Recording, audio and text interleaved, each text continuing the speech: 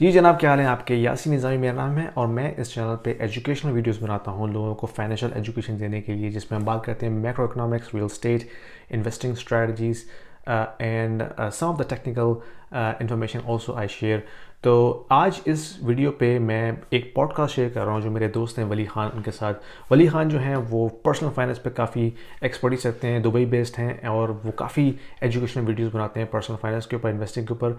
मैंने और उन्होंने एक पॉडकास्ट रिकॉर्ड की है जिसमें हमने कैनेडियन हाउसिंग और टिपिकली वेस्टर्न हाउसिंग मार्केट के बारे में बात की है, जो कि बहुत इंपॉर्टेंट है, खास करके उन इमिग्रेंट्स के लिए जो कि पाकिस्तान से या यूएई से या सऊदीया से कनाडा मूव हो रहे हैं and they wanted to settle in Canada, buy properties. ये इन्फॉर्मेशन बहुत इंपॉर्टेंट है उनके लिए जो कि भी नए इमिग्रेंट्स आ रहे हैं या जो ऑलरेडी कनाडा में बेस करते हैं and they are in process of buying property. This is very important educational information for them. So please इसको वॉच कीजिए, पसंद आए तो लाइक कीजिए, शेयर कीजिए और सब्सक्राइब कीजिए चैनल को। Thank you.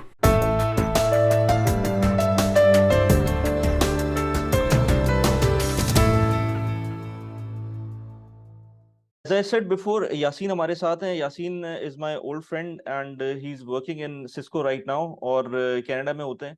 आज का जो टॉपिक है हमारा वो कैनेडियन हाउसिंग मार्केट से रिलेटेड है और कैनेडियन हाउसिंग मार्केट को अगर हम एक्सटेंड करें टुवर्ड्स दूसरे वेस्टर्न कंट्रीज तो वो भी हमको एक एक अच्छा पर्सपेक्टिव देता है कि जो जो इमिग्रेंट फ्रेंडली कंट्रीज हैं, जो इंग्लिश स्पीकिंग कंट्रीज हैं, उसके अंदर ऑलमोस्ट कोई सेम सिनेरियो बन रहा होता है। तो हम, क्योंकि यासीन कनाडा में रहता है, यासीन बाय द वे एक रियल्टर भी हैं और लाइसेंस रियल्टर हैं और वो वहाँ पर अच्छी तरह से मार्केट को सर्च कर रहे हैं अपने क्लाइंट्स के लिए भी।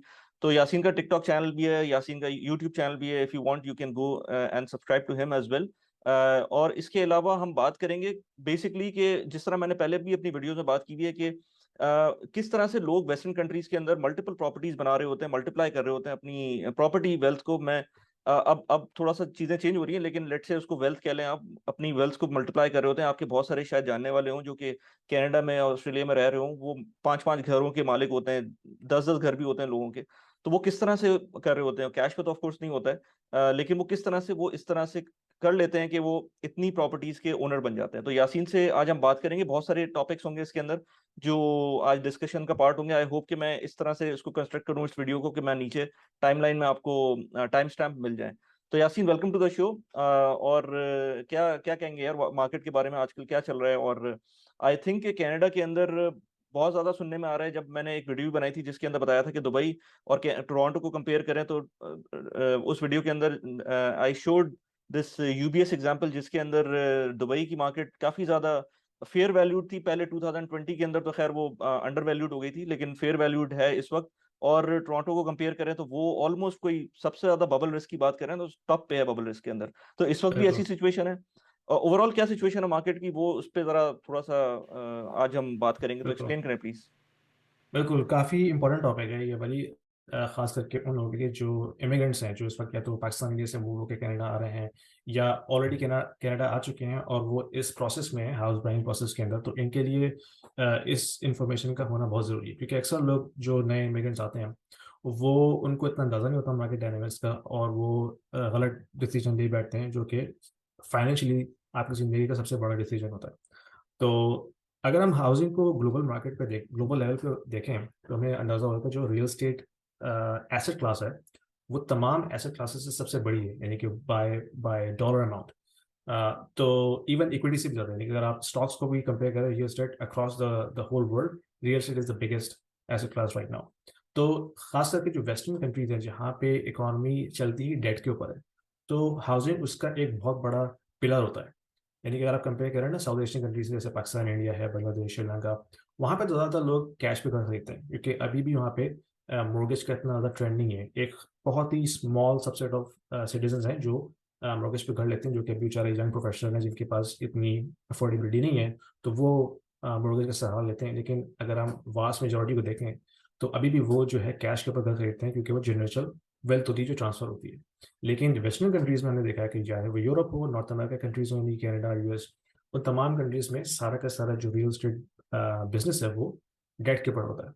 तो जब रियल एस्टेट बूम करती है तो इकोनॉमी बूम करती है, लेकिन अगर रियल एस्टेट डाउन होती है तो उसका डायरेक्ट इम्पैक्ट इकोनॉमी के ऊपर आता है। क्योंकि अगर आप रियल एस्टेट को प्रोफेशन को देखें तो उसमें कितने सारे दूसरे प्रोफेशन जो हैं वो रिलेटेड है, यानी कि कंस्ट्रक्शन तो है ही है, इसके अलावा बैंकिंग इन्वॉल्व होता है इसमें, लेंडर्स हैं, बैंकिंग के लेंडर्स भी हैं, कुछ प्राइवेट लेंडर्स भी हैं, तो उनका बिजनेस इन्वॉल्व होता है। फिर आपके पास सर्वेयर्स हैं जो सर्वे करते हैं, प्रॉपर्टीज की इवेल्यूशन करते हैं। फिर इसके बाद आपके पास रियल्टर्स हैं जो रियल एस्टेट सेल्स प्रोफेशनल होते हैं, उनका बिजनेस होता है इसके साथ। फिर लॉयर्स हैं। इसके अलावा जो इंटीरियर डिज़ाइनर होते हैं जो कि घर को डिज़ाइन करते हैं सेल करने के लिए, उनकी प्रेजेंटेशन इंप्रूव करने के लिए, तो जो फर्नीचर मैन्युफैक्चरर्स हैं उनका बिजनेस भी इन्वॉल्व होता है। तो रियल एस्टेट के साथ काफ़ी सारे दूसरे प्रोफेशंस इन्वॉल्व हैं। तो जब भी रियल एस्टेट नीचे होती है तो वो तमाम प्रोफेशंस जो हैं वो भी इम्पैक्ट होते हैं, तो उनमें फिर ले ऑफ्स होते हैं।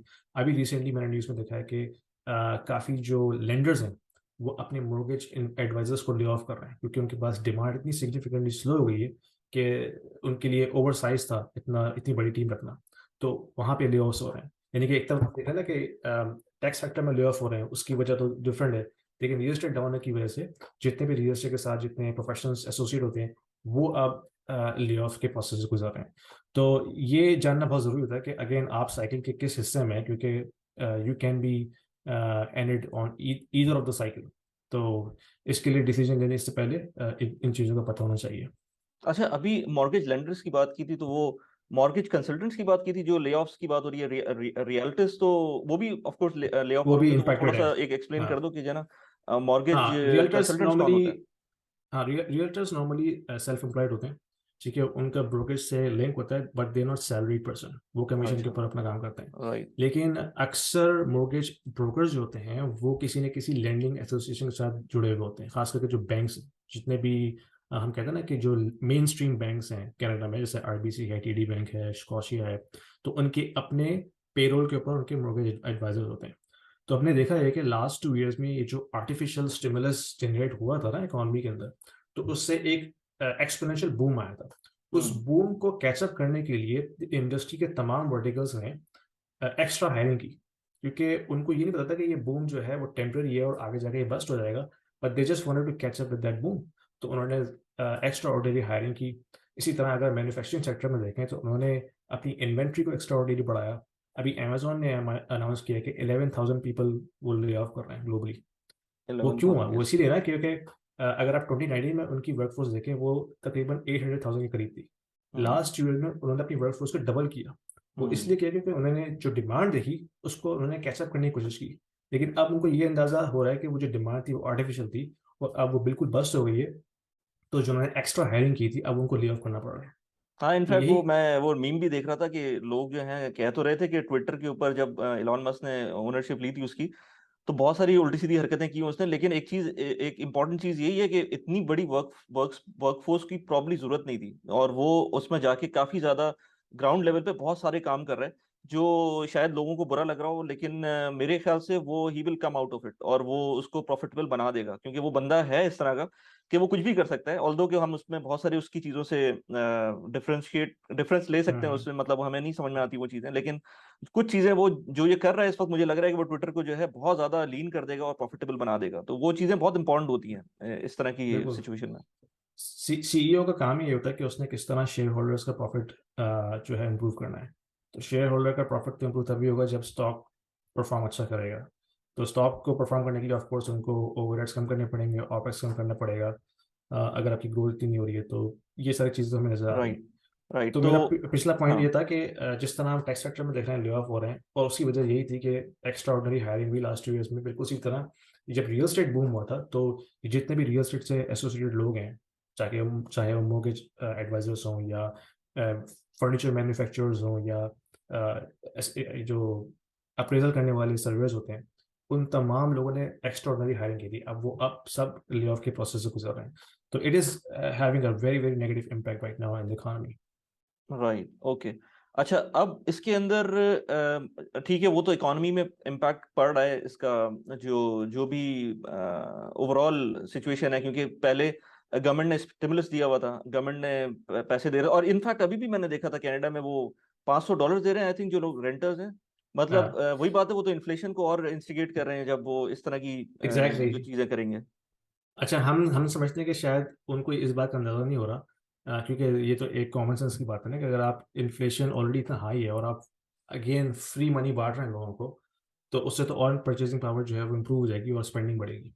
बिल्कुल। लेकिन इसके पीछे पॉलिटिकल रीजन होते हैं, पॉलिटिकल पार्टीज को वोट्स बाय करने होते हैं, ये उनके पास एक इजी तरीका होता है किस तरह वो ये चेक्स हैंड आउट करके या कैश हैंड आउट करके लोगों के वोट खरीदते हैं।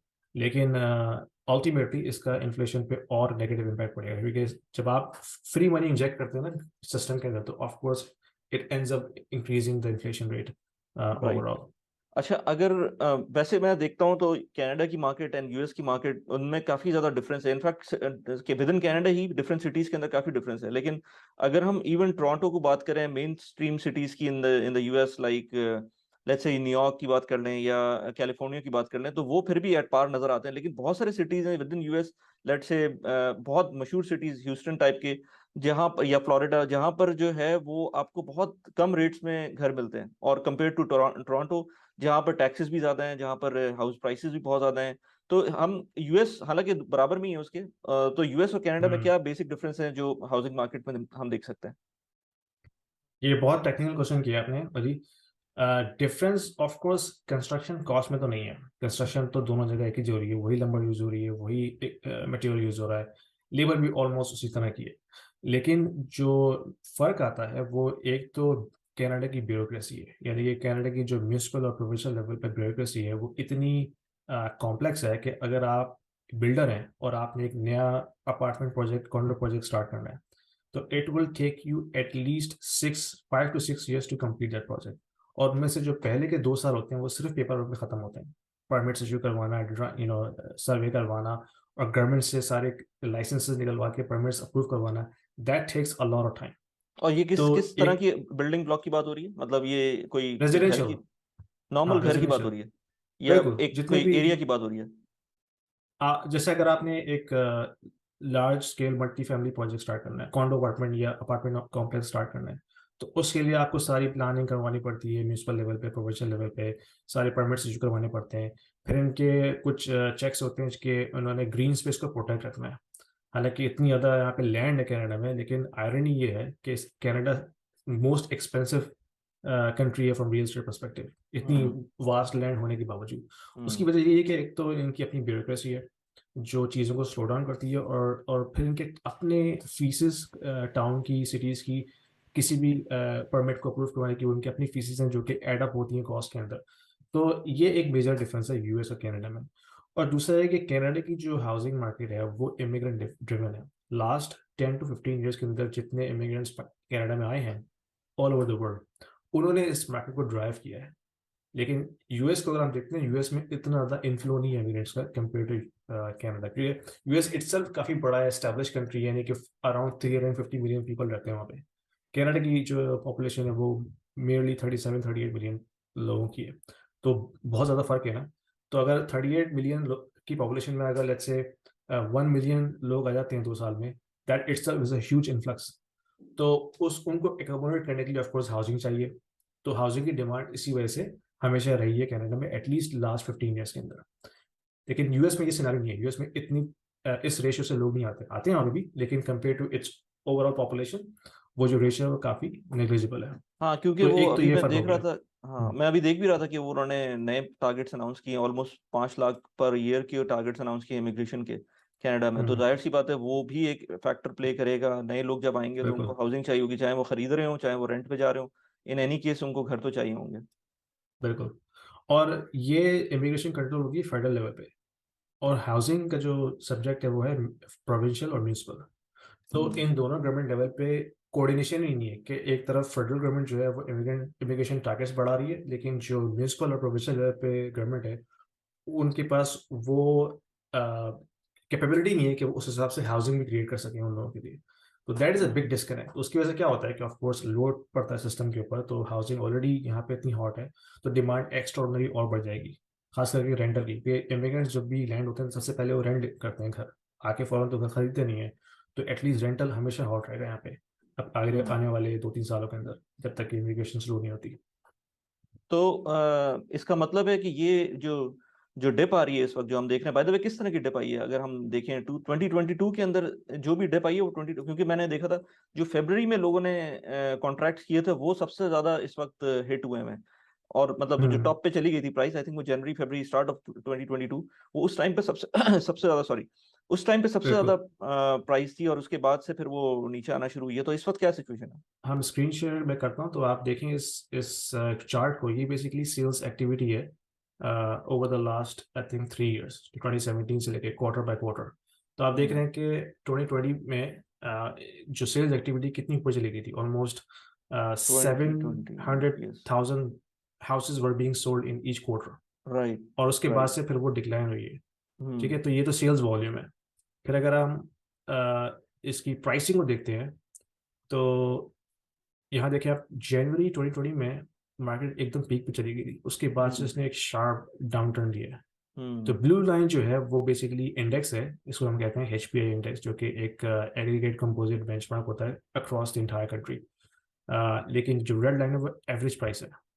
हम्म। तो जो एवरेज प्राइस को आप देखें तो एक शार्प डिक्लाइन आया है जनवरी के बाद से, और यानी ये कि ऑलमोस्ट ये तो कनाडा एट लेवल है हंड्रेड ना? थाउजेंड से। हाँ, ये नेशनल लेवल के ऊपर है। यानी ओके। 800 से गिर के ऑलमोस्ट ये 600,000 के ऊपर अब सेटल हुआ है। तो ओके। ऑलमोस्ट $200,000 का डिफरेंस आया है with in a matter of like 10 months. Right. तो वो तो तकरीबन ये कोई 25%, ऑलमोस्ट 30% के करीब का डिप बिल्कुल। है, और ये अगेन बिल्कुल। कनाडा लेवल पर है। तो अगर हम हाँ, टोरंटो की ये बात नेशनल करें तो लेवल पे वो। है। हाँ। अगर आप इंडिविजुअल सिटीज में चाहें तो ऑफ कोर्स वो काफ़ी वेरी करता है। कनाडा और वैंकूवर जो है ये मेजर सिटीज़ है कनाडा के, जहाँ पे सबसे ज़्यादा एक्टिविटी होती है, तो वहाँ पे तो काफ़ी करेक्शन आ चुकी है। लेकिन जैसे अगर आप राइट। कैलगरी में जाते हैं तो कैलगरी में इतना डिफरेंस नहीं आया, क्योंकि कैलगरी ऑलरेडी इतना लो था ऑयल क्राइसिस की वजह से, जो लास्ट 10 ईयर्स में ऑयल क्राइसिस आया था, क्योंकि वहाँ की इकोनॉमी ऑयल ड्रिवन है। तो वहाँ की प्रॉपर्टी तो ऑलरेडी बॉटम पे थी। तो वो हम्म। पेंडेमिक में थोड़ी सी ऊपर गई भी है, लेकिन वो इतनी ज़्यादा ऊपर नहीं गई जितनी कि टोरंटो और वैंकूवर में गई थी। तो वहाँ की मार्केट अभी भी स्टेबल है। लेकिन Toronto Vancouver they have gone down major correction. अच्छा, चलें, जबरदस्त यार। ये तो you shown us the graphs and everything. तो अभी फिर वही बात आती है कि यूएस और कनाडा के अंदर और क्या डिफरेंसेस है? Immigration is one of them. और जो हम्म। मुझे समझ में आता है ब्यूरोक्रेसी, जो क्योंकि जो बात हो रही थी ना कि अभी मैं दुबई में रहता हूँ, तो मैं उसको समझ सकता हूँ कि यहाँ पर एक बिल्डिंग खड़ी करने में मेरे ख्याल से 1 से स्टार्ट, और हाई राइज से कितनी भी बड़ी हाई राइज हो, अगर कोई मेजर मसला नहीं है, तो 2 से 3 साल के अंदर वो हाई राइज बिल्डिंग खड़ी हो जाती है। यानी कि I am talking about 60 floors, 50 floors, और मोर देन दैट। हम्म। तो बहुत आराम से, क्योंकि यहाँ जाहिर सी बात है, एक तो blue I mean red tape नहीं है उस तरह का। Government I am sure is incentivising such kind of things. और इसी हम्म। वजह से यहाँ पर कभी भी हाउसिंग क्राइसिस उस तरह से नहीं आता। मतलब ठीक है, यहाँ की जो पॉपुलेशन है वो इंडिजिनस नहीं है, जिसकी वजह से बूम एंड बस्ट बहुत जल्दी हो जाता है। लेकिन ये कि बूम आने में देर नहीं लगती। जैसे कनाडा के अंदर अभी, अब वो अगर वो आज प्लान करेंगे तो आई थिंक 5 से 6 साल लग जाएंगे, लेकिन इनको अगर ये हम्म। सोचना है कि आज शुरू कर देना, तो वो 1 साल के अंदर ही बहुत कुछ कर सकते हैं। तो इसी तरह बिल्कुल। यूएस में भी है। मतलब वहां पर भी जो ब्यूरोक्रेसी है वो आपको हर्डल उस तरह से नहीं देती जिस तरह से कनाडा में देती है।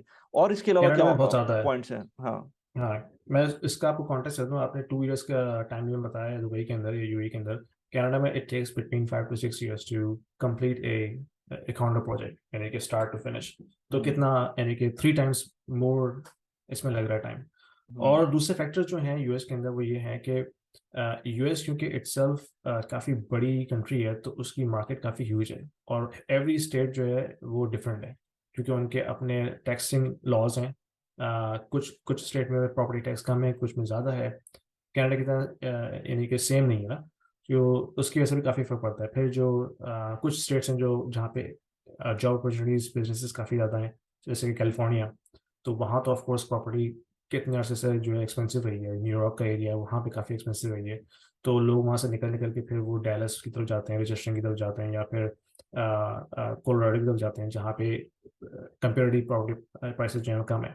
तो लोगों के पास ये चॉइस होती है कि वो मूव कर सकते हैं यूएस में from one place to the another. तो किसी एक जगह पे जो है वो बॉटल नेक नहीं बनता, जिस तरह कनाडा में टोरंटो है, वैंकूवर है, वो बॉटल नेक है, यानी कि सब के सब वहीं पे आकर सेटल होते हैं, क्योंकि सारी एक्टिविटी नहीं होती है। हम्म। सस्केचुअन में तो कुछ भी नहीं होता फार्मर्स के अलावा। तो हम्म। उसकी वजह से वो दो सिटीज हमेशा कंजेस्टेड रहते हैं, क्राउडेड रहते हैं, तो वहीं पे डिमांड सारी होती है, तो वो एक्स्ट्राऑर्डिनरी उसकी प्राइस शूट कर देती है। यूएस में ऐसा राइट। नहीं है। यूएस में बहुत ऑप्शन है लोगों के पास मूव होने के लिए। ठीक हम्म। है, कैलिफोर्निया, न्यूयॉर्क जो है वो टॉप रीजन है बिजनेस एक्टिविटी के हवाले से। लेकिन ऐसा नहीं है कि आपको ह्यूस्टन में जॉब नहीं मिलेगी, या आपको एरिजोना में जॉब मिलेगी। जॉब्स आपको हर जगह मिलेगी, लेकिन ऑफ कोर्स कम ज़्यादा होती हैं। लेकिन लोगों के पास चॉइस ऑफ फ्रीडम होता है कि वो कहीं भी मूव कर सकते हैं यूएस में। राइट, सही। तो ये अलॉन्ग विद आई थिंक जो क्योंकि मुझे याद है 2017 के अंदर जो कनाडा का पॉइंट बेस्ड सिस्टम है वो इट वेंट डाउन टू 414 जो सीआरएस सिस्टम होता है। और हम्म, उस टाइम पे डोनाल्ड ट्रंप के कुछ एक्ट्स ऐसे थे जिसकी वजह से वो फिर वो बढ़ना शुरू हुआ था, क्योंकि जितने भी लोग थे इंडियंस, खासतौर पे जो जो इंडियंस रिजाइड कर रहे थे यूएस के अंदर, H1 के ऊपर थे या हम्म, और कोई और स्टेटस था, उनको वो सब कनाडा मूव ग्रीन हो कार्ड गए का थे। जो पाथ था वो बहुत बहुत ज्यादा मुश्किल हो गया था। तो वो सारे कनाडा मूव हम्म, कर रहे थे या ऑस्ट्रेलिया भी मूव किया उन्होंने लोगों ने।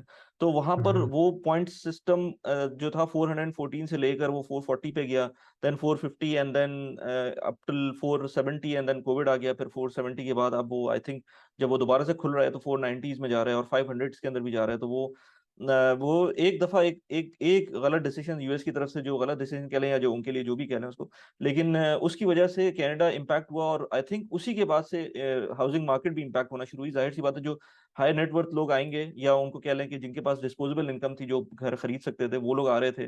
फिर हम्म। अलॉन्ग विद ये जो वो चीज़ तो खैर यूएस में भी थी कि अलॉन्ग विद उसमें जो इंटरेस्ट रेट कम हो रहे थे उसकी वजह से। अच्छा, अगर हम इंटरेस्ट रेट्स की बात करें, यहाँ पर हमने उसकी उसकी बात नहीं की है, क्योंकि ये भी एक बड़ा फैक्टर है हाउसिंग मार्केट के इंक्रीज होने का। बिल्कुल, बिल्कुल। एक मिथ ये थी कि भाई सप्लाई नहीं है, सप्लाई नहीं है, सप्लाई नहीं है, तो उसकी वजह से मार्केट जो है हमेशा ऊपर चलती रहेगी। एक अगर हम्म। आप किसी एक एवरेज बंदे से पूछे ना कनाडा में, अब तो नहीं, लेकिन अगर 6 महीने पहले पूछते तो वो बोलते कि real estate always goes up. Yes. लेकिन हकीकत यह है कि रियल एस्टेट का ताल्लुक बहुत हद तक रियल एस्टेट जो जो मोर्गेज रेट होता है उसकी उससे होता है। अगर इंटरेस्ट रेट ऑलमोस्ट जीरो हो या 0.5% हो तो it is like free money. यानी कि इन्फ्लेशन तो ऑलरेडी आपका 2% से ऊपर होता है, यानी कि नॉर्मल टाइम्स में इस वक्त तो 7-8% पे चल रहा है। और अगर इन्फ्लेशन इतना हाई हो और इंटरेस्ट रेट जो है वो आपका बिलो 1% हो तो you are basically getting negative interest rate in hmm. That sense. तो आपके लिए वो फ्री मनी है, तो क्यों लोग उसको लेवरेज नहीं करेंगे? मतलब ये तो एक नेचुरल टेंडेंसी है लोगों की। तो हम्म। ये एक मेजर वजह थी कि क्योंकि इंटरेस्ट रेट वेस्टर्न कंट्रीज में इतना लो रखा होता है कि ऑलमोस्ट फ्री मनी मिल रही थी, तो लोगों ने दबा के उससे मोर्गेजेस लिए और घर खरीदे। लेकिन हुआ उससे हुआ है कि एक पाइल ऑफ डेट बनना शुरू हो गया कंज्यूमर लेवल के ऊपर। यानी कि जो कंज्यूमर डेट इस वक्त देखें आप, चाहे यूएस में देखें, कनाडा में देखें, या किसी भी वेस्टर्न कंट्री में देखें, it has been all time high. तो इतने हाई डेट के ऊपर जब इंटरेस्ट रेट दोबारा से ऊपर जाता है ना, तो वो जो डेट सर्विसिंग कॉस्ट है, यानी कि आपने जो इंटरेस्ट पे करना है उसके ऊपर, दैट बिकम्स डिफिकल्ट टू पे बैक। तो फिर जब आप इतना उसको लो करके दोबारा से बढ़ाते हैं ना, तो इतना हाई डेट लेवल के ऊपर आपकी जो मोर्गेज मंथली पेमेंट है वो अब अनअफोर्डेबल नहीं रही। तो उसकी वजह से जो डिमांड है ना वो ऑलमोस्ट किल हो गई है। यानी कि वो जो मिथ थी लो सप्लाई की, अब वो अब आपको कोई नजर नहीं आता वो बोलते हुए, क्योंकि अब डिमांड हम्म। बिल्कुल खत्म ही हो गई है एक तरह से। तो हम्म। आने वाला जो वक्त है वो भी यही हमें ये आउटलुक देता है कि as long as the interest rate remains at that level, I don't see any major demand in the real estate market. यानी कि और जो अगेन जेन्युइन बायर्स हैं इंटरेस्ट वो तो रेट। खरीदेंगे। यस। यस, इंटरेस्ट लेकिन रेट जो अगेन वो इन्वेस्टर क्लास है डिपेंड। वो, हाँ। हाँ, हाँ हाँ हाँ, कंटिन्यू कंटिन्यू। हाँ, तो जो जेन्युइन बायर्स हैं वो तो हमेशा हर मार्केट में रहते हैं, वो तो अभी भी हम्म। खरीदेंगे। लेकिन हम्म। एक जो खास करके इन्वेस्टर तबका था जिन्हें सिर्फ इन्वेस्टमेंट करनी है, अपना कैश पार्क करना है, वो अब गायब हो गए, क्योंकि उनके लिए अब वो वायबल ही नहीं रहा इतने हाई इंटरेस्ट रेट पे इन्वेस्टमेंट करने का, क्योंकि जो रेंट है वो उसको कवर नहीं करेगा आपके एक्सपेंसेस को, आपको अपनी पॉकेट से उसको कवर करना पड़ेगा। अच्छा, और अगर इंटरेस्ट इसको रेट थोड़ा सा जब एक्सप्लेन भी कर दो तक, कि ये किस तरह, मतलब ये हाँ, मैं समझ रहा हूँ, लेकिन थोड़ा यूजर्स के लिए कि किस तरह से इंटरेस्ट रेट इम्पैक्ट कर रहा है, एग्जैक्टली कैसे इम्पैक्ट कर रहा है, इन टर्म्स ऑफ कैलकुलेशन कैसे इम्पैक्ट कर रहा है कि कोई बंदा, और एग्जिस्टिंग होम बायर के लिए, I mean new home buyer के लिए और एग्जिस्टिंग होम ओनर के लिए ये किस तरह से हम्म, फर्क है? क्योंकि थोड़ा बहुत मुझे जो आइडिया है कि वो यूएस के अंदर जो एग्जिस्टिंग होम ओनर्स है एटलीस्ट उनको एक लॉक्ड रेट मिल रहा होता है, लेकिन जो कनाडा के अंदर है वो लॉक्ड रेट नहीं होता, वो वेरिएबल होता है। और what is that difference and हाँ, वो किस तरह से इम्पैक्ट करता है? हाँ, एक एक फर्क कनाडा यूएस में ये है कि कनाडा में आप दोनों रेट दोनों तरह के होते हैं, फिक्स भी और वेरिएबल भी। लेकिन फिक्स की जो मैक्सिमम टर्म होती है वो 5 years होती है कनाडा में। यानी कि आप अगर राइट। फिक्स रेट मोर्गेज ले रहे हैं तो you can only lock it for 5 years। 5 years के बाद आपको दोबारा से उसको रिन्यू कराना पड़ेगा। यूएस में ये होता है कि आप 30 years तक फिक्स कर सकते हैं रेट को। यानी कि आपने एक दफ़ा मोर्गेज ली और आपको अच्छा रेट मिल रहा है तो you can lock it for next 30 years। फिर आपको कुछ करने की जरूरत नहीं है। हम्म। ठीक है। लेकिन कनाडा में वो 5 years तक होता है। तो एक तो फिक्स्ड रेट की कैटेगरी है और दूसरी है वेरिएबल रेट की कैटेगरी। अब लास्ट 2 years में हुआ ये कि रेट्स इतने लो थे, जो जो डेल्टा था वेरिएबल रेट का और फिक्स्ड रेट का वो काफ़ी ज़्यादा था, यानी कि ऑलमोस्ट मोर देन 1%। यानी कि मैंने जब अपनी मोर्गेज रिन्यू करवाई तो मुझे जो रेट ऑफर हो रहा था वेरिएबल पे वो था 1.4%। और फिक्स था 2.4%, तो काफ़ी फर्क था। और जहन में किसी के था नहीं कि बैंक इतनी तेज़ी से रेट हाइक कर देगा। ओके हमने सोचा था ओके कि अगर करेंगे भी तो 0.25% पर क्वार्टर बढ़ाएंगे, तब तक हम उसको ओके। कैचअप कर लेंगे। लेकिन उन्होंने लास्ट 6 मंथ में 3% रेट बढ़ा दिया। तो हम्म। ऑफ कोर्स उस पे लोगों लोगों की मॉर्गेजेस पे इम्पैक्ट आया। तो राइट। अगर वेरिएबल रेट होता है तो आपकी मॉर्गेज जो है ना वो रेट के हिसाब से जो है फ्लक्चुएट करती है, जो मंथली पेमेंट होती है। तो अब जब तक रेट दोबारा से नीचे नहीं आते, I don't see the market is going to be back hmm on previous previous prices. अच्छा, यूएस के अंदर फिर जो अगर देखा जाए किसी ने अच्छे रेट के ऊपर लॉक कर लिया हो, लेकिन अगेन वही बात है कि ये डिपेंड करता है कि डेल्टा कितना था। अगर आपको 1.5% का डेल्टा मिल रहा है तो लोग हमेशा उसको प्रेफर करेंगे कि यार जो आज मिल रहा है वो इसमें थोड़ा लेसन भी है कि बिल्कुल। भाई शॉर्ट साइटेडनेस नहीं होनी चाहिए। आपको नहीं पता कि जना आगे क्या होगा, लेकिन वाकई में आज से लेट से 1 साल पहले किसी को नहीं, ये सोच भी नहीं सकता था कोई। इवन वो जो जो फेड का चेयरमैन है, वो क्या नाम है उसका, पाउल, जी जेरेमी पावल। पाउल ना। तो वो भी ये कहता था कि नहीं नहीं, ये सब कुछ सही चल रहा है और ऐसा कुछ नहीं होगा और इम्पैक्ट नहीं पड़ेगा।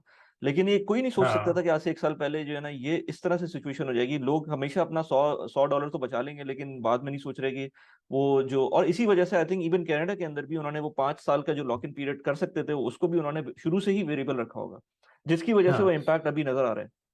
बिल्कुल। असल में प्रॉब्लम ये है कि जो चेयरमैन बैंक ऑफ कनाडा के हैं, उन्होंने भी 2 साल पहले ये स्टेटमेंट दी थी कि हम इंटरेस्ट रेट को अभी बिल्कुल भी नहीं बढ़ाएंगे अगले 2-3 साल तक। ये उनकी स्टेटमेंट थी, जो ऑफ कोर्स नेशनल लेवल पे सबने देखी थी, और फिर लोगों ने उस पर बिलीव करके आगे इन्वेस्टमेंट एक्शंस लिए। लेकिन अब वो चेंज सिचुएशन बिल्कुल डिफरेंट हो गई है। तो और उसकी वजह ऑफ कोर्स यही है कि इन्फ्लेशन आउट ऑफ कंट्रोल हो गई। जो इन्फ्लेशन को इतनी ज़्यादा ऊपर ऊपर हो जाए तो लाजमन उनको इंटरेस्ट रेट बढ़ाना पड़ता है, और वो यही कर रहे हैं। और उसका इम्पैक्ट फौरन नहीं आता है, क्योंकि आज जब इंटरेस्ट रेट बढ़ाते हैं ना तो कंज्यूमर मार्केट में उसका इम्पैक्ट आते का टाइम लगता है। It takes almost 1 year to actually see the impact in the real economy. तो यही वजह है कि इन्फ्लेशन अभी भी हाई है, जबकि इंटरेस्ट रेट इतना बढ़ गया है। तो इसको अभी कंट्रोल होने में थोड़ा सा टाइम लगेगा। सही। तो अगर हम चलो ये तो समझ में आ गया ना, 3-4 मेजर फैक्टर्स हैं जिसकी वजह से कनाडा की हाउसिंग मार्केट, और इनफैक्ट किसी भी इंग्लिश स्पीकिंग कंट्री की जो कि इमिग्रेंट फ्रेंडली हो, उसकी हाउसिंग हम्म मार्केट इस वक्त डिक्लाइन पर है। मैं कुछ दोस्तों से ऑस्ट्रेलिया में बात कर रहा था, उनका भी कोई इसी तरह की सिचुएशन है। अगर हम बात करें आगे की कि मार्केट आउटलुक आगे है क्या, और हम क्या एक्सपेक्ट कर सकते हैं, would this trend going to go forward like this, और इंटरेस्ट रेट्स का क्या स्टेटस हो सकता है। ऑल्दो कि हम अगेन क्रिस्टल बॉल तो किसी के पास नहीं है, लेकिन फिर भी हम्म एक एक एजुकेटेड गैस हम लगाना चाहें तो वो उसमें हम क्या कह सकते हैं और क्या आउटलुक कैसी होगी तो इसकी। आउटलुक इस वक्त ये है कि क्योंकि रिसेशन तो ऑलमोस्ट इनएविटेबल है, क्योंकि हम देख रहे हैं कि जॉब लॉसेस काफ़ी ज़्यादा हो रहे हैं। ऑलमोस्ट एवरी टेक कंपनी जो है वो जॉब लॉसेस अनाउंस कर चुकी है। सिस्को में, जहाँ जहाँ मैं काम करता हूँ, उन्होंने भी ऑलमोस्ट 5% रिडक्शन अनाउंस की है लास्ट वीक। रियली? सिस्को का तो अभी तक न्यूज़ में नहीं आया हाँ, था। हाँ अभी इन्होंने लास्ट वीक अपनी अर्निंग्स Q2 की अनाउंस की है, तो उसमें उन्होंने ये बताया कि 5% अपना वर्कफोर्स रिड्यूस करेंगे। हम्म तो इन तमाम चीज़ों से हमें ये तो पता लग रहा है कि रिसेशन तो ऑलमोस्ट आने वाला है। अब वो ऑफिशियली कब डिक्लेयर होगा तो नोबडी नोज, लेकिन जो हमें चीज़ें विजिबल हैं इकोनॉमी के अंदर, तो वो तो काफ़ी नेगेटिव है। तो और फिर इंटरेस्ट बढ़ने की वजह से जो डेब्ट सर्विसिंग कॉस्ट है लोगों की, कंज्यूमर हाउस होल्ड की खासतौर पे, जो credit card to credit card लोग अपनी ज़िंदगी गुजारते हैं, तो उनके लिए काफ़ी ज़्यादा मुश्किल हो जाएगा मजीद सर्वाइव करना। तो इस पूरे सिनारियो में जो ओवरऑल परचेसिंग पावर है लोगों की, वो तो अब काफ़ी कम हो जाएगी ना। लोगों की हम्म जॉब्स जा रही हैं, इंटरेस्ट बढ़ रहा है, उसकी वजह से जो एग्जिस्टिंग डेट है वो एक्सपेंसिव हो जाएगा। तो मजीद वो फिर अपने आप को लेवरेज नहीं कर पाएंगे। जब लेवरेज नहीं कर पाएंगे तो ऑफकोर्स हाउसिंग तो चलती ही लेवरेज के ऊपर है, तो वो फिर मजीद स्लो डाउन होगी। तो ये ऑल्सो डिपेंड करता है कि इन्वेंट्री कितनी अब बढ़ती है आगे, क्योंकि एक्सपेक्टेशन ये है कि समर से पहले स्प्रिंग मार्केट में, खासतौर पे कनाडा में, इन्वेंट्री दोबारा से आएगी कंपेयर टू जितनी अभी है। तो उस इन्वेंट्री आने की वजह से फिर जो प्रेशर इस वक्त है वो मजीद कम होगा। हम्म क्योंकि प्राइस अभी काफ़ी टाइट है, क्योंकि घर ही नहीं है बेचने के लिए घर मार्केट में, तो ऑफकोर्स अभी भी प्राइस इसकी वजह से थोड़ी सी स्टेबल है। लेकिन जब घर ज़्यादा आ जाएंगे मार्केट में, तो ऑफकोर्स प्राइस जो है मजीद डाउन होगी। तो अच्छा, हु लेकिन नोस, फिर एट इसका द मतलब सेम किसी के पास टाइम वो नहीं है। इमिग्रेशन भी बढ़ जाएगी, इमिग्रेशन नंबर्स एटलीस्ट हाँ कनाडा के लेवल पे देखें, और इवन ऑस्ट्रेलिया ने भी अनाउंस किया। लेकिन कनाडा के लेवल पे देखें तो उन्होंने भी इमिग्रेशन लेवल भी बढ़ा दिए हैं तो। बिल्कुल। इमिग्रेशन से ऑफकोर्स रेंटल तो काफ़ी स्ट्रांग होगा। लोग हम्म फॉरन के साथ आके घर तो नहीं खरीदेंगे ना, रेंट बिल्कुल। लेंगे। तो फौरी तौर पे रेंट पे काफ़ी प्रेशर आएगा, रेंट काफ़ी स्ट्रांग हो जाएंगे, लेकिन जो हाउस प्राइस है उसमें अभी बेहतरी आने में टाइम लगेगा जब तक इंटरेस्ट रेट दोबारा से नीचे नहीं होता। Right, okay. तो मतलब आउटलुक में देखा जाए तो अगर किसी को घर लेना है कनाडा में तो वो अपने सिचुएशन के हिसाब से ही ले, ये ना देखे कि मार्केट में क्या चल रहा है, क्योंकि अगर as an investor I don't think so कि कोई it makes sense as of now कि क्या बनता है unless and until you have good cash, क्योंकि कैश बायर के लिए तो कोई मसला नहीं होगा आई थिंक, वो तो बहुत हाँ अच्छी नेगोशिएशन पावर के ऊपर बिल्कुल, होगा इस वक्त भी। कैश अगर किसी के पास कैश है तो ये तो बेस्ट टाइम है बाय करने का, क्योंकि आप बहुत अच्छी तरह निगोशिएट कर सकते हैं, बेस्ट डील उठा सकते हैं। लेकिन अगर आपने मोर्गेज पे लेनी है क्योंकि इंटरेस्ट रेट इतना हाई है, और फिर मोर्गेज क्वालिफिकेशन यानी कि कनाडा में एक चीज़ होती है स्ट्रेस टेस्ट, वो ये होता है कि जब आप मोर्गेज लेने जाते हैं तो जो बैंक है आपको क्वालिफाई करता है जो करंट रेट है उसमें 2% और ऐड करके, ताकि वो देखें कि इसके पास कितनी अच्छा, कैपेसिटी अपने आप बिफोर को स्ट्रेच बिफोर करने यू की। You go into stress test, ये बहुत अच्छा पॉइंट था, मैं भूल गया था। स्ट्रेस टेस्ट होने के बावजूद ये लोग लोग क्यों रो रहे हैं इस वक्त या तो वो उसमें सिस्टम में कोई फ्लॉ था कि स्ट्रेस टेस्ट उन्होंने सही किया नहीं, या स्ट्रेस टेस्ट ने इतना फोर्स ही नहीं किया था कि ये इतना ज्यादा इंटरेस्ट रेट बढ़ जाएगा, क्या इन दो में से क्या सिचुएशन थी? हाँ, स्ट्रेस टेस्ट का ये होता है कि जब रेट इतना कम था ना तो उन्होंने उन्होंने ये डिफाइन की थी रिक्वायरमेंट कि 5.25% पे हम क्वालिफाई करेंगे, या तो 5.25% हो या जो करंट रेट है उसमें 2% एक्स्ट्रा। राइट, तो रेट पहले था 1.5 आज ठीक से है, साल पहले। ठीक है। तो 1.5 पे 2% ऐड भी कर लें आप तो बनता है वो 3.5। यस। 3.5 still affordable. अब रेट पहुंच गया है ओवर 5%, हम्म। और उसमें जब आप 2% ऐड करेंगे तो you are qualified at 7.5%। Right. तो मैसिव डिफरेंस आ गया ना। हम्म। तो उसकी वजह से क्वालिफिकेशन तो अब और मुश्किल हो गई है। और दूसरी हम्म। वजह यह है कि of the record under the table काम चल रहा था पहले भी काफ़ी ज़्यादा, यानी कि किसी की अच्छा। क्वालिफिकेशन नहीं भी हो रही है तो सही। कहीं ना कहीं से mortgage आपकी हो जाती थी। तो हम्म। ये भी सारे काम हुए। तो अब उन्होंने उस वक्त तो mortgage करवा ली, लेकिन अब जब इंटरेस्ट रेट इतना हाई हो गया है तो जो मंथली पेमेंट है वो अफोर्डेबल नहीं रही ना। चलो यार, ये तो सारी चीजें समझ में आती हैं कि इसमें इमिग्रेशन क्या इम्पैक्ट है, मैक्रो इकोनॉमी का क्या इम्पैक्ट है, और इसके अलावा जो इवन जो उनके सिस्टम्स बने हुए हैं कनाडा में, क्योंकि मैं देख रहा था कुछ ट्विटर के ऊपर के कुछ लोग इस तरह की बात भी कर रहे थे कि यार कुछ क्वेश्चन थे जो अभी इनफैक्ट वो इस प्रोटेस्ट हो रहे थे कनाडा में, अक्रॉस कनाडा के, ये जो इंटरेस्ट रेट बढ़ रहे हैं, लोग कह रहे थे इसको कम करें, तो ऑफ कोर्स वो तो गवर्नमेंट इस बेसिस के ऊपर तो नहीं करेगी कि लोग प्रोटेस्ट कर रहे हैं तो इंटरेस्ट रेट कम कर देंगे। लेकिन हम्म। उस पर लोग, कुछ लोग कह रहे थे कि यार ये स्ट्रेस टेस्ट में आए क्यों नहीं ये लोग, तो वो पॉइंट समझ में आता है कि आइदर उन लोगों ने इतना स्ट्रेस टेस्ट में इतना फोर्स ही नहीं हुआ था, या फिर वो कुछ लोगों ने, क्योंकि इन ऑल केसेस कोई भी बंदा, कोई नॉर्मल प्रोफेशनल अगर लेट से 1-1.5 लाख डॉलर सैलरी कर रहा हो, या हाउस होल्ड की 2 लाख डॉलर भी हो, तब भी वो मल्टीपल प्रॉपर्टीज नहीं ले सकते, इवन अगर वो प्रॉपर सिस्टम के थ्रू जाएंगे, हम्म। मतलब 2 प्रॉपर्टीज ले लेंगे लेकिन 2 से ज्यादा शायद ना ले पाए। तो वो प्रॉब्ली वो किसी तरह से डिसीव कर रहे थे सिस्टम को। तो अगर आगे बिल्कुल। जाएं और जो एग्जिस्टिंग होम ओनर्स हैं उनके लिए जो पॉसिबली फंसे हुए हैं, या फिर जो आगे आने वाले इमिग्रेंट्स हैं, या फिर जो नया बंदा एंटर कर रहा है, बल्कि मैं हम्म। इनफैक्ट हम लोगों की ग्रुप, व्हाट्सएप ग्रुप है, तो मैं उसमें ये आज से कोई 8-10 महीने पहले मैं कहता भी था कि यार ये जो हाउसिंग अफोर्डेबिलिटी, लेट से कोई मेरे अपने लेट से कोई जानने वालों में कोई यंग बंदा जाता है, पाकिस्तान से जाता है या यूएई से जाता है, कहीं से भी जाता है, कनाडा लैंड करता है, और उसको इवेंचुअली लेट से वो स्टूडेंट वीजे पे जाता है, और उसके बाद वो मूव करता है जॉब्स के ऊपर, जॉब में उसको जॉब मिलती है 1 लाख डॉलर्स की। तो मैं जिस तरह से लोग कहते थे ना कि हाउसिंग प्राइस हमेशा ऊपर जाती है, तो आज अगर मेन डाउनटाउन के अंदर, या डाउनटाउन ना भी लें तो सबर्ब्स के अंदर इतने महंगे वो जो हाउसिंग थी, उसके अंदर वो बंदा कैसे खरीद सकता है? एक एक सिंगल अर्नर एक फैमिली के लिए घर खरीद ही नहीं सकता। तो हम्म। आगे आने वालों के लिए अब खैर वो चेंज हो गया है सिचुएशन। और एक चीज ये होती है ना, जो बूम एंड बस्ट साइकिल होती है, वो नजर आ जाती है आपकी लाइफ टाइम के अंदर, आपको मिल जाती है। जैसे स्टॉक मार्केट के अंदर किसी ने स्टार्ट किया इन्वेस्टमेंट कोविड के बाद से, लेट से 2020 के मिड से स्टार्ट किया हो किसी ने इन्वेस्टमेंट करना, और आज तक इन्वेस्ट करा हो पिछले 2.5 साल के अंदर या 3 साल के अंदर, उसको तो लगेगा स्टॉक मार्केट सिर्फ ऊपर जाती है। लेकिन वो अभी अपने आप को रिसेंटली जीनियस किस, समझेगा। हाँ वो अपने आप बिल्कुल। बिल्कुल एग्जैक्टली और इसी तरह से जो हाउसिंग मार्केट के अंदर हाँ कोई घुस गया 2017 में कनाडा की, वो भी अपने आप को जीनियस समझेगा। लेकिन उसके बिल्कुल। लिए बस साइकिल देखना जरूरी होती है कि अभी आपने कुछ नहीं पता कि कब एकदम से नीचे आ जाए, तो वो लाइफ टाइम में हम्म। आपको 2-3 दफा इस तरह की सिनेरियोज मिलते हैं। वो जब मिल जाते हैं तो आपको एक्सपीरियंस मिलता है। लेकिन आगे लोगों के लिए, अगर ये कोई पॉडकास्ट देख रहा हो, आज देख रहा हो, 8 से 5 साल बाद देख रहा हो, 10 साल बाद देख रहा हो, तो उसको हम्म। एक पर्सपेक्टिव मिल जाएगा कि यार ये चीज कभी भी हो सकती है। तो जो बिल्कुल। नए बायर्स हैं उनके लिए, और जो एग्जिस्टिंग होम ओनर्स हैं जो फंसे हुए हैं उनके लिए, वो क्या क्या अगर कोई टिप्स हो, वो किस तरह से अपने आप को अवॉइड कर सकते हाँ, हैं, या क्या क्राइटेरियाज होने चाहिए? बिल्कुल, ये बहुत इंपॉर्टेंट टॉपिक है क्योंकि मैं खुद इसमें फंस चुका हूँ। मैं 2016 में मूव हुआ था कनाडा। ऑफ कोर्स मुझे कोई कनाडा की हिस्ट्री का पता नहीं था, फाइनेंशियल हिस्ट्री का। और मैंने भी 2017 में एक डिप आया था कनाडा में मार्केट का। उसमें भी ये हुआ था कि इंटरेस्ट रेट एकदम से बढ़ा था और मार्केट बिल्कुल ऑलमोस्ट फ्लैट हो गई थी। तो मैं उसमें फंस गया था क्योंकि मैंने अपना घर आगे खरीद लिया था, जो पहला घर था वो बेचा नहीं था। जब मैं बेचने के लिए अपना घर लगाया तो मार्केट क्रैश हो गई थी। तो आई टुक अ सिग्निफिकेंट लॉस। तो ये समझना बहुत ज़रूरी होता है कि अगर आप इस मार्केट में कोई ट्रांजेक्शन कर रहे हैं तो आपको पता होना चाहिए कि आप मार्केट के किस सेकंड में हैं।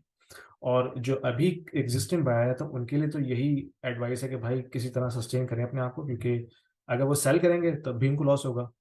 ठीक है, और अगर वो मॉर्गेज नहीं दे पाते हैं तो ऑफकोर्स वो भी डिफॉल्ट हो जाएंगे, उसमें भी लॉस है। तो किसी तरह वो अपने आप को स्ट्रेस करके अभी साल 2 साल निकाल लें। होप ये है कि विद इन आफ्टर 2023 मार्केट जो है थोड़ी सी दोबारा से स्टेबल हो जाएगी। तो जो एग्जिस्टिंग बायर है उनको तो मैं ये एडवाइस करूंगा कि भाई किसी तरह अपने आप को सस्टेन करें, क्योंकि एक्सपेक्टेशन ये है कि मार्केट में 2023 के बाद से रेट दोबारा से नीचे आएगा। यानी कि ये तो ईयर खत्म ही हो गया, लेकिन 2023 भी इसी तरह से रहेगा। जैसी रेट्स नीचे आएंगे दोबारा से वो मार्केट दोबारा से एक्टिव हो जाएगी। तो जितना आप कोशिश कर सकते हैं अपने आप को सस्टेन करने की कोशिश करें, क्योंकि अगर आप सेल करेंगे तो आपको नुकसान होगा काफी अच्छा, सिग्निफिकेंट। इसमें एक और पॉइंट जो मैं भूल गया उस टाइम पर, वो टेनेंट्स का भी है, क्योंकि जाहिर सी बात है जो एग्जिस्टिंग हाँ, होम ओनर है, या तो वो लेट से होम ओनर है जो खुद रह रहे हैं उस घर में, वो तो चलो सस्टेन कर सकते हैं। लेकिन जो बेचारे जिन्होंने रेंट पे दिया हुआ है, और जो टेनेंट्स कोई मसला करता है हम्म, कनाडा में, वो एक अलग मसला है। हमने उस पर बात नहीं की, वो थोड़ा सा उसको भी जरा टच कर हाँ, लें अगर। बिल्कुल। अच्छा, टेनेंट का इश्यू ये है कि टेनेंट्स के यहाँ पे बहुत राइट्स हैं। हम्म। अगर टेनेंट देना ही बंद कर देना, आप उसको एविक्ट नहीं कर सकते। हम्म। आपको उसको थोड़ा टाइम देना पड़ेगा। फिर एक यहाँ पे लैंडलॉर्ड और टेनेंट का बोर्ड है। आप वहाँ जाके एप्लीकेशन सबमिट करते हैं, फिर वो आपका केस सुनते हैं, हियरिंग होती है। एक तरह से वो छोटी सी कोर्ट होती है वो। उसके बाद जज डिसाइड करता है कि whether the tenant should be evicted और नॉट। तो इट्स वेरी कम्बरसम प्रोसेस। तो जो हम्म। लैंडलॉर्ड भी हैं उनको भी ये पता होना चाहिए कि भाई अगर मैं टेनेंट घुसा रहा हूँ घर में, एक दफ़ा टेनेंट घुसा दिया आपने तो आप उसको निकाल नहीं सकते इजीली, हम्म। अनलेस हम्म। कोई मेजर मेजर रीजन ना हो।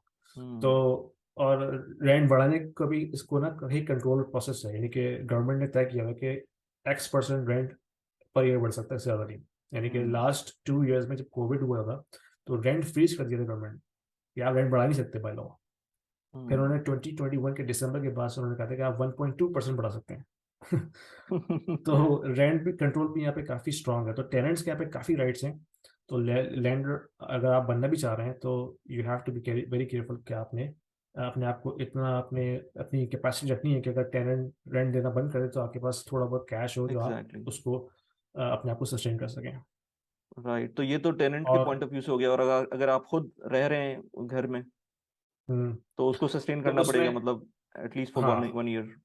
बिल्कुल, आप अपने दूसरे खर्चे कट डाउन करें और किसी तरह मॉर्गेज को पे करें, क्योंकि हो भी यही कि next by end of next year ये रेट्स दोबारा से जो है नीचे आएंगे और फिर मार्केट दोबारा से अच्छा, जब ये स्ट्रांग हो नीचे आएंगे जाएगी। रेट्स, तो I was just hmm, thinking कि लेट से अगर किसी का रेट बढ़ गया है, और ये जो वेरिएबल रेट होता है, ये कितना जल्दी इम्पैक्ट करता है? यानी कि आज रेट बढ़ते हैं तो मॉर्गेज के ऊपर उसी हम्म, महीने इम्पैक्ट पड़ जाता है, या it takes some time and then for the sake of same thing, अगर नीचे जाते हैं रेट्स तो भी फॉरेन इम्पैक्ट पड़ता है? हाँ। तो वेरिएबल में भी दो तरह की मॉर्गेजेस होती हैं। एक वो जिसमें आपकी मंथली पेमेंट स्टैटिक होती है, यानी कि इंटरेस्ट रेट राइट। अगर बढ़ भी रहा है तो आपकी मंथली पेमेंट पे इम्पैक्ट नहीं आएगा। लेकिन होता ये है कि जो पेमेंट के अंदर दो पोर्शन होता है ना, एक इंटरेस्ट का पोर्शन होता है, एक प्रिंसिपल का पोर्शन होता है। तो अगर इंटरेस्ट रेट बढ़ रहा होता है तो वो आपका इंटरेस्ट का पोर्शन बढ़ना शुरू हो जाता है मंथली पेमेंट में, और राइट। प्रिंसिपल कम होना शुरू हो जाता है। फॉर एग्जाम्पल अगर ठीक है। आपकी पेमेंट अभी है $2,000, ठीक है, और आपका रेट है 1.5%।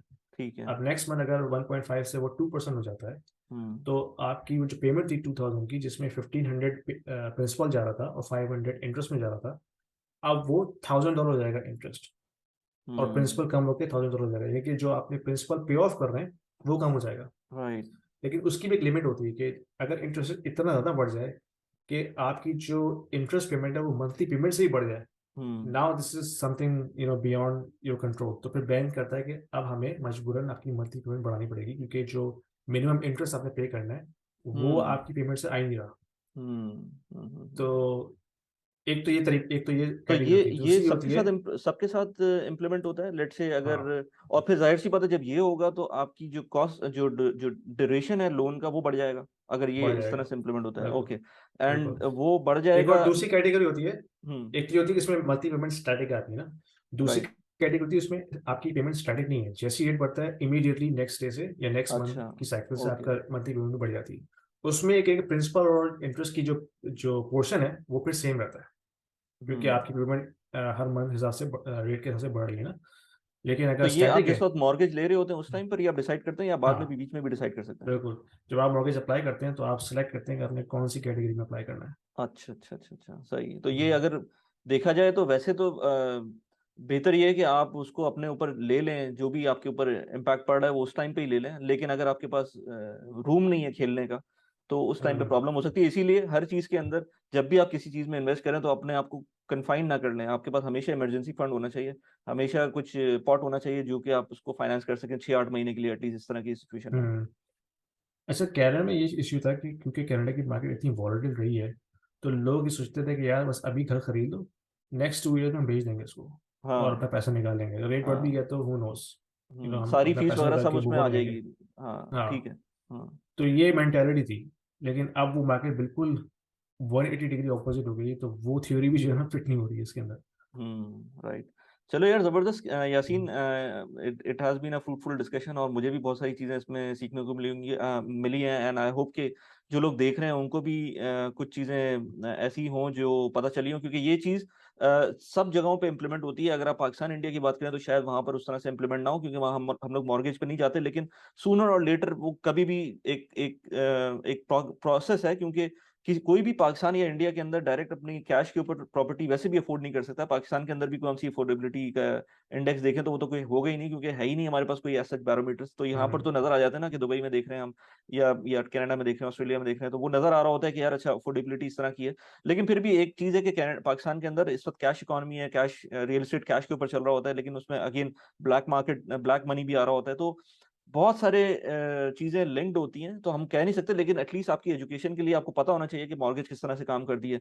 अगर आप कहीं इमिग्रेट करते हैं या आप दुबई आते हैं तो आपको किस तरह से, क्योंकि दुबई की भी ऑलमोस्ट कोई इसी तरह की डायनामिक्स है, थोड़ा बहुत चेंज होता है, लेकिन एटलीस्ट कुछ जो फंडामेंटल मैथ्स है वो इसी तरह की होती है। तो मैथ्स आपको पता होना चाहिए, ताकि आगे कोई भी डिसीजन ले रहे हो लाइफ के लिए, बहुत बड़ा डिसीजन होता है मॉर्गेज टाइप की चीज का, लोग मजाक समझते हैं। 25 साल के ऊपर आप टाई अप हो जाते हैं एक ऐसी चीज से बिल्कुल। जो आपको फिर बाद में लोग गालियां दे रहे होते हैं अपने घरों को कि यार हम कहाँ पर रह रहे हैं। उनको पता होता है कि उसकी ऑलरेडी वैल्यू कम हो गई है, बहुत ज्यादा कम हो गई है, लेकिन फिर भी उसकी एक अमाउंट देनी होती है आपको, क्योंकि आप टाई अप हो चुके हम्म। होते हैं और उसको अबैंडन भी नहीं कर सकते। तो बिल्कुल, thanks for the time Yasin, और in the end if you want to say something. बिल्कुल। ये एक एजुकेशन वीडियो थी, ऑफ कोर्स ये कोई फाइनेंशियल एडवाइस तो नहीं है, लेकिन क्योंकि वली ने बताया, मैं एक पार्ट टाइम रियल्टर भी हूँ, लाइसेंस रियल्टर टोरंटो में। तो आप में से अगर कोई लोग जीटी में रहते हैं और उनको किसी किस्म की हेल्प चाहिए रियल एस्टेट के मुताबिक, तो please feel free to contact me, I will be more than happy to help you guys.